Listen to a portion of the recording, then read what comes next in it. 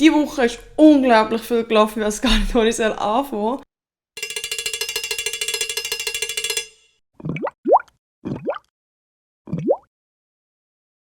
Ich habe gedacht, ich fange mit dem Offensichtlichen an. Der Prozess um Johnny Depp und Amber Heard ist offiziell beendet. Beide sind schuldig gesprochen worden, aber sie deutlich mehr als er selber.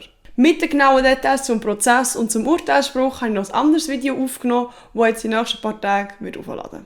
Darum gehen wir gleich weiter zu anderen Juicy News. Seit Monaten gibt es ja Spekulationen um den Mats Hummels und sein Liebesleben. Jetzt sind Bilder auftaucht vom Schüttler in den Ferien, wie er mit einer fremden Frau rumknutscht. Der Innenverteidiger der deutschen Nazi hat sich also offenbar in seinem Jungsurlaub gegönnt. So wie es aussieht, war seine Auserwählte Julia Nicola Gauli, ein Model und eine Influencerin aus Deutschland.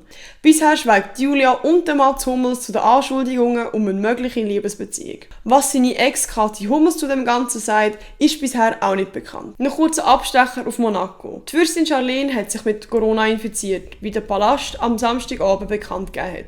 Die Diagnose folgt auf einen längeren Klinikaufenthalt in der Schweiz und einen Aufenthalt in Südafrika. Seit längerem sorgt man sich nämlich um die Gesundheit der Fürstin. So, jetzt noch ein kleiner Abstecher in die Schweiz. Und zwar haben sich der Luca Hänni und seine Verlobte Christina Luft ein Haus gekauft. Genaue Details zum Haus sind noch nicht bekannt. Bisher ist aber klar, dass es in Thun steht und dass man von dort einen schönen Blick auf die Berge haben sollte. Tamina, mina, waka, waka, So kommen wir zu den juiciesten News von der ganzen Woche. Und zwar haben sich Shakira und Gerard Piqué getrennt. Schon seit ein paar Tagen hat es Spekulationen gegeben um eine Trennung vom Power Couple. Aber an diesem Wochenende jetzt ist die offizielle Trennungsmitteilung bekommen.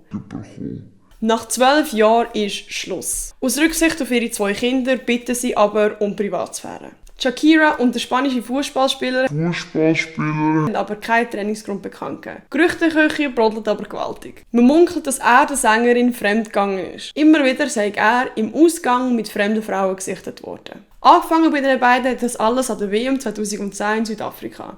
Dort haben sie sich kennengelernt am Set vom Videodreh zu Waka Waka. Zum Schluss gehen wir noch kurz auf Großbritannien, wo Queen ja ihr 70-jähriges Thronjubiläum gefeiert hat. Am Donnerstagmorgen hat die grosse Parade Trooping the Colour stattgefunden. Aus gesundheitlichen Gründen hat Queen aber selber nicht am Umzug teilgenommen. Auf dem Balkon vom Buckingham Palace nach der Parade hat sich die aber gleich blicken lassen an der Seite von ihren Verwandten. Damals sind aber nur Royals zugelassen auf dem Balkon, die auch nur als Royals tätig sind. Das heisst, ihr Skandalsohn, der Prince Andrew, ist nicht rum, genauso wenig wie Meghan und Harry. Der wahre Star vom Balkonauftritt ist aber William sein kleinster Sohn, der Prince Louis.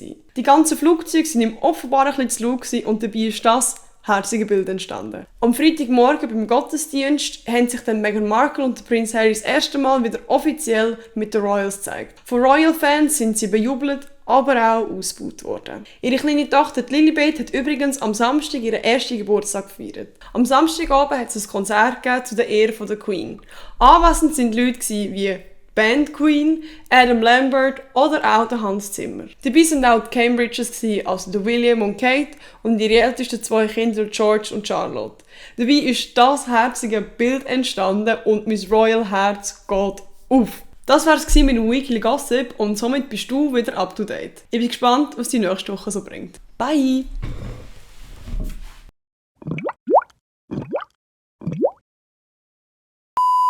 Verwandte. Purer Muckenstich, echt hey. Um das Haus. Perfekt, perfekt. Kann ich jetzt sagen, Gerüchteküche. Gerüchteküche.